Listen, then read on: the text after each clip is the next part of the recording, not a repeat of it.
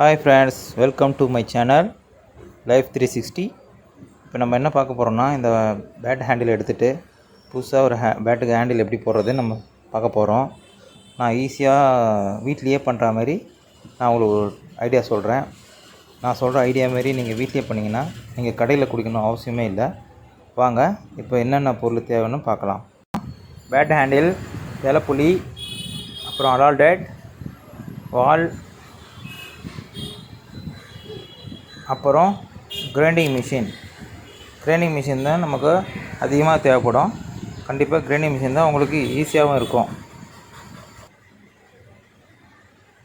அடுத்தது முக்கியமாக இந்த சாண்டரிங் வீல் தான் முக்கியமானது. இந்த சாண்டரிங் வீல் வந்து நீங்கள் ஆர்ட்வேர்ட்ஸில் கண்டிப்பாக கிடைக்கும். இப்போது உடஞ்சி போன பேட்டு ஹேண்டிலை எப்படி நான் மாற்றுறது உங்களுக்கு செஞ்சு காட்ட போகிறேன். நான் சொல்கிற மாதிரி நீங்கள் செஞ்சுட்டு சூப்பராக நீங்கள் வீட்லேயே அழகாக பேட்டுக்கு ஹேண்டில் போடலாம். நீங்கள் கடைக்கோ இல்லை வேறு யாருக்குன்னா கொடுத்து போடணுன்னு அவசியம் இல்லை. நான் பண்ணுற மாதிரி நீங்கள் பண்ணி கண்டிப்பாக சூப்பராக ஹேண்டில் போடலாம். நம்ம பழைய ஹேண்டிலை கட் பண்ணி எடுக்கும் போது மட்டும் நேராக பார்த்து கட் பண்ணணும். பொறுமையாக கட் பண்ணால் நமக்கு நேராக வரும். அதே மாதிரி இந்த பக்கம் திருப்பி அந்த பக்கம் திருப்பி கொஞ்சம் கொஞ்சமாக கட் பண்ணால் நமக்கு நேராக வரும். ஒரே பின்னாடி பக்கம் மட்டும் ஒரே கண்டினியூ பண்ணிங்கன்னா முன்னாடி பக்கம் கட்டிங் வந்து வேறு மாதிரி போயிடும், கிராஸாக போயிடும். அப்போ நமக்கு பேட்டு வேஸ்ட்டாக போயிடும். அதனால் நீங்கள் ஸ்ட்ரெயிட்டாக மட்டும் பார்த்து கட் பண்ணிங்கன்னா இருக்கிறதுலே முக்கியமானது இது மட்டும்தான். அதுக்கப்புறம் நமக்கு எல்லாமே ஈஸி தான். நான் இது மாதிரி கட் பண்ணுறதை மட்டும் நல்லா பார்த்து பொறுமையாக கட் பண்ணுங்கள்.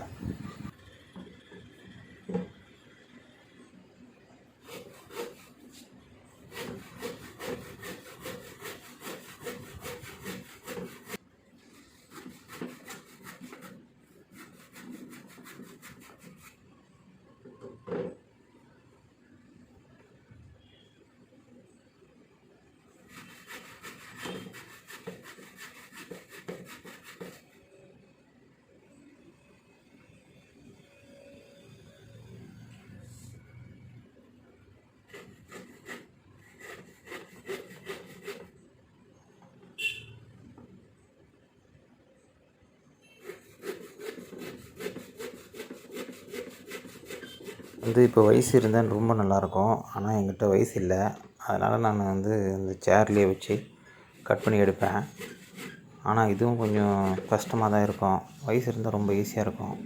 இப்போ பாருங்கள், கட்டிங் ஃபுல்லாக ஆகிடுச்சு. இன்னும் கொஞ்சம் நான் கட் பண்ணேன்னா பழைய ஹேண்டில் வந்துடும்.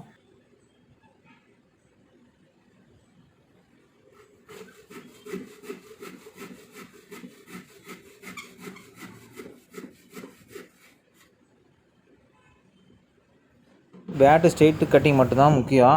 அது கட் பண்ணவே நமக்கு ஈஸியாக ஹேண்டில்லாம் பழைய ஹேண்டில் ஈஸியாக வந்துடும். நம்ம கஷ்டப்படணும் அவசியமே இல்லை. ஐயோ வரலையே அதெல்லாம் திங்க் பண்ணவும் தெரியல. நீங்கள் ஸ்ட்ரெயிட் மட்டும் கட் பண்ணுங்கள், சூப்பராக வந்துடும். பாருங்கள், இப்போ பாருங்கள் அழகாக ஹேண்டில் கீழே விழுந்துடுச்சு. அதேமாதிரி நீங்கள் ஸ்ட்ரெயிட் கட் பண்ணிங்கன்னா போதும். இப்போ நானும் பேட்டை கொஞ்சம் பாலிஷ் பண்ணிவிட்டு ஃபினிஷிங் பக்காவாக ரெடி பண்ணுறதுக்கு இப்போ ஹேண்டிலில் நம்ம ஃபிக்ஸ் பண்ணி பார்க்கணும். முதல்ல ஃபிக்ஸ் பண்ணி பார்த்துட்டேன் நமக்கு எந்த அளவுக்கு அது ஃபினிஷிங் உள்ளே போகுது அப்படின்னு பார்த்துட்டா. பாருங்கள், இப்போ இன்னும் கொஞ்சம் நமக்கு ஒரு 1/2 இன்ச்சு உள்ளே போகணும். அதனால் இது திக்னஸை கொஞ்சம் நம்ம கிரைண்டிங் மிஷினை போட்டு சாண்டரிங்கில் போட்டு எடுக்க போகிறோம். அது எடுக்குது நான் எப்படி சொல்கிறேன்.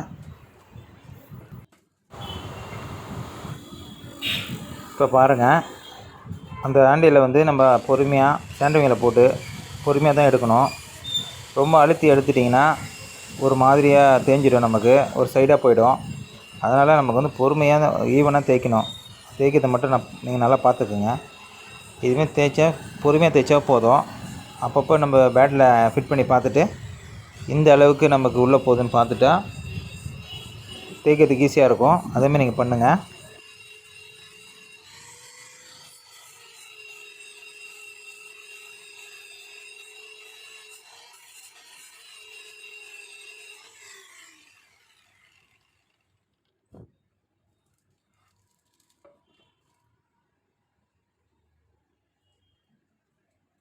கொஞ்சம் திக்னஸ் எடுத்துகிட்டு நம்ம பேட்டில் கொஞ்சம் ஃபிட் பண்ணி பாருங்கள். இன்னும் கொஞ்சம் போனோம். அதனால் இன்னும் கொஞ்சம் நம்ம திக்னஸை எடுக்கிறோம்.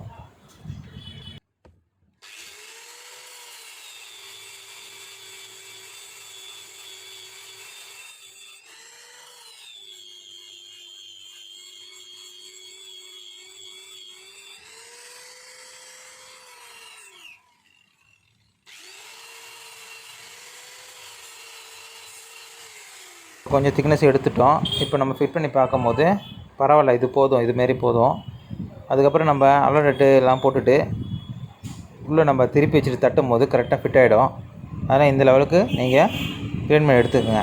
இப்போ அலோநெட்டை கொஞ்சம் மரத்தூளை போட்டு மிக்ஸ் பண்ணி எடுத்துக்கின்னு நம்ம எப்படி அப்ளை பண்ணுறது ஏற்கனவே உங்களுக்கு சொல்லியிருக்கேன். இன்சைடும் அப்புறம் ஹேண்டிலும் கொஞ்சம் போட்டு மிக்ஸ் பண்ணி நம்ம போட்டுட்டா போதும். நமக்கு அலோநெட்டு மரத்தூள்லாம் போட்டுட்ட பிறகு நமக்கு பேட்டை ஹேண்டில் ஃபிட் பண்ணும்போது நமக்கு ஸ்ட்ரெயிட்டு மட்டும் தான் முக்கியம். அந்த ஸ்ட்ரெயிட்டை மட்டும் நீங்கள் கரெக்டாக பார்த்துக்குங்க. உங்களுக்கு ஸ்ட்ரெயிட் பார்க்க முடியலன்னா நம்ம ஏற்கனவே உங்கள்கிட்ட இருந்த பழைய பேட்டை வச்சு நீங்கள் கரெக்டாக அதோட ஹேண்டிலோட ஷேப்லேயே நீங்கள் அந்த ஷேப்புக்கு நீங்கள் வந்து ஃபிட் பண்ணிவிடுங்க. ஃபிட் பண்ணிவிட்டு நீங்கள் எதனா ஒரு வயசுலேயோ இல்லைனா வந்து ஒரு டேபிள் அடியிலையோ கொஞ்சம் வச்சுட்டா போதும். அதை பேட்டை வச்சுட்டாவே அதில் ஒரு 3 ஹவர் 4 ஹவரில் ஃபிட் ஆகிடும். அதுக்கப்புறம் நீங்கள் வந்து கிரைண்டிங் மிஷினையோ இல்லை இலப்புலியோ வச்சு அதை ஹேண்டில் இழைச்சிட்டா நமக்கு கரெக்டான ஷேப்பும் ஃபினிஷிங் பக்கம் வந்துடும். அந்த இலைக்கதை நான் இன்னும் ஒரு 4 ஹவர் பொறுத்து நான் இலைக்கதை எப்படி காட்டுறேன்.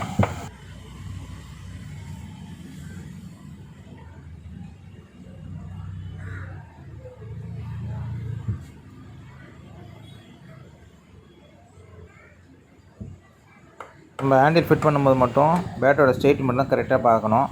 அந்த பழைய பேட்டை வச்சுட்டே நீங்கள் ஸ்ட்ரெயிட் பார்த்துக்கலாம். இதுக்கப்புறம் 4 ஹவர் பிடிச்சி அதை இழைச்சிட்டு எடுத்தால் சூப்பராகிடும்.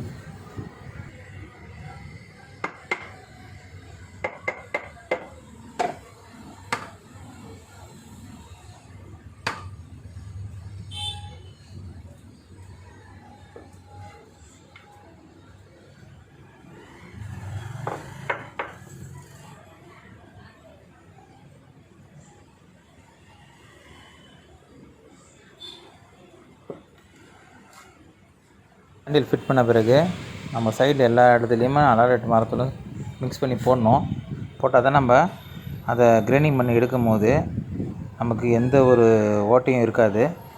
அதை எல்லா பக்கமும் கரெக்டாக அப்ளை பண்ணணும், கேப் இல்லாத அப்ளை பண்ணால் தான் நமக்கு கிரைண்டிங் பண்ணவும் சூப்பராக இருக்கும்.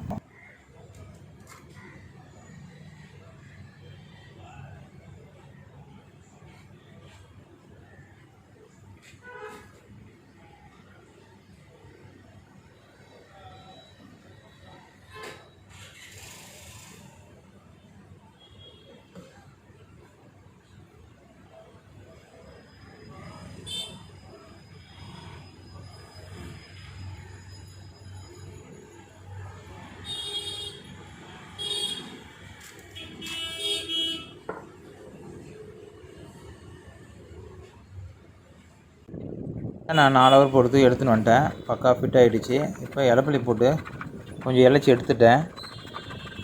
இன்னும் வந்து லாஸ்ட்டில் கிரைண்டிங் மிஷின் போட்டு பக்கா ஃபினிஷிங் பண்ணிவிடுவேன். இதேமாதிரி நீங்கள் பண்ணால் போதும். நீங்கள் கிரைண்டிங் மிஷின் சாண்டரிங் போட்டது மட்டும் கொஞ்சம் பொறுமையாக போட்டால் போதும். ரொம்ப ஸ்பீடாக தேய்ச்சின்னா அதிகமாக தேய்ச்சிச்சின்னா பள்ளமாகிடும் பேட்டு. அதனால் பொறுமையாக பார்த்து பண்ணால் நல்லா இருக்கும். நீங்கள் ஹேண்டில் இருக்கிற பழைய நூலை கொஞ்சம் பிரித்து விட்டு தான் நீங்கள் ஹேண்டில் போட ரெடி பண்ணணும். அதுக்கப்புறம் நம்ம ஹேண்டிலாம் போட்டு ஃபினிஷிங்லாம் முடிச்சுட்டு நம்ம புது நூலாக சுற்றிக்கலாம். அப்போது ஹேண்டில் ஃபினிஷிங் பக்காவாக இருக்கும். ரவுண்ட் ஷேப் வரும், நல்லாயிருக்கும். நீங்கள் வந்து வீடியோ பாருங்கள். கண்டிப்பாக உங்கள் பேட்டுக்கு நீங்கள் வீட்லேயே ஹேண்டில் போடலாம். உங்களுக்கு யூஸ்ஃபுல்லாக இருக்கும். உங்கள் பேட்டுக்கு நீங்கள் கடையெல்லாம் கொடுக்க வேண்டிய அவசியமே இல்லை. ஈஸியாக நீங்கள் வீட்லேயே பண்ணலாம். இந்த வீடியோ பாருங்கள், உங்களுக்கு பிடிச்சிருக்கும். எனக்கு சப்போர்ட் பண்ணுங்கள். உங்கள் ஃப்ரெண்ட்ஸுங்களுக்கு ஷேர் பண்ணுங்கள்.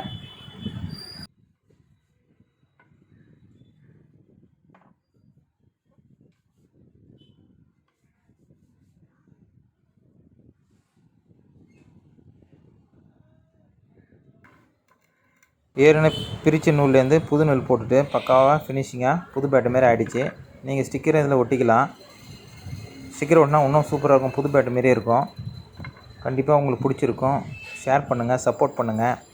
Thank you my friends.